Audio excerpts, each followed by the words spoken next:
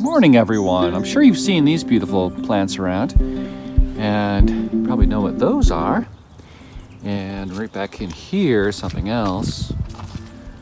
That's one of our favorite medicinals. And behind there is a plant we actually saw a few weeks ago. And it's another one, if I can pop in a little closer. This is one of my favorite medicine spots on my daily walks and bike rides. But let's go back to this one we're looking at, and let's look deep inside. It's so beautiful.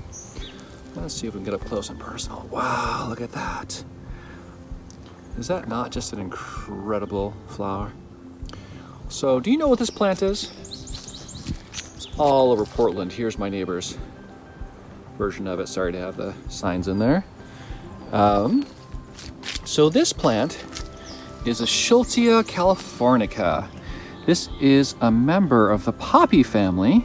So maybe you've guessed from the plant name, Latin name, as well as the plant family, that this is California poppy. And as you can see, look how tightly wrapped up in a little hug those 4 petals are in some of these. This plant will open and close its flowers. And this is one of our most important herbals, and it also grows very well, as you can see in Portland. It actually will spread. And so this is a member of the poppy family, and it does have some overlapping qualities to its more well-known but not so nice cousin, which is opium poppy. This one is pain killing, and it's soporific, which, if you remember, is a type of it's a subcategory of nervine. Nervine is something that works in the mind. Soporific is something that helps with sleep. So for this plant, you use the entirety, from roots all the way up to leaves and flowers. And so let's get closer.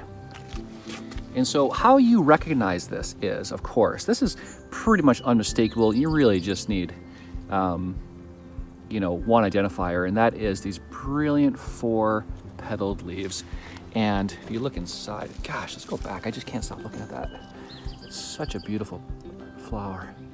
But you'll also see that it's got a sort of a slate green, almost carrot-like leaf that divides into these tiny little leaflets.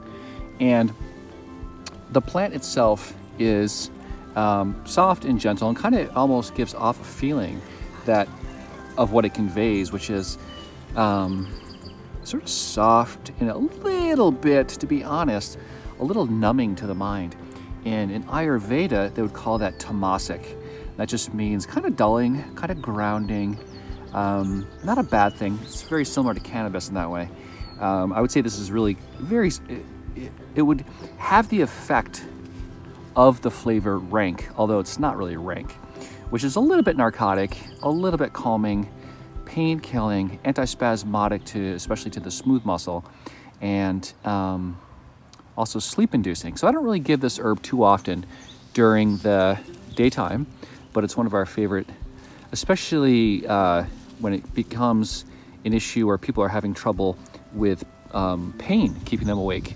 This is one of the remedies we would use, and there's a whole bunch more we use, but this is one of them. It's not a super strong painkiller, even though it's a member of the Papaveraceae family. And so I hope that you enjoy this plant, and that you grow this plant, and that you recognize how important it is to our practice of herbalism to have a good collection of easy to grow, easy to identify, easy to harvest medicinals that have such a sort of a clear picture of how to use them. So sleep, pain, spasm is really the key to this beautiful plant, and super easy to grow.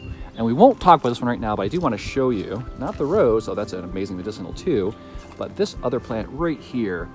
This incredibly leafy, beautiful thing is yarrow. This is a type of yarrow. This is a cultivar. This is not the one that we harvest out in our woods, but it is a beautiful plant, and it's one of the most important anti-inflammatory herbs that we have. So I just wanted to show you that one really quickly. All right, hope you're out there looking at plants, and we will eventually make a video very soon about that one. That is Oregon grape, and we love that group. I call it OG, old school grapester. It's a wonderful plant. And there's some other ones in here too. We have some Ceanothus right there, and we have red cedar right here, so we love that one too. All right, friends, hope to talk to you soon about the plants and hear your stories and hopefully get us all harvesting some California poppy. Till soon.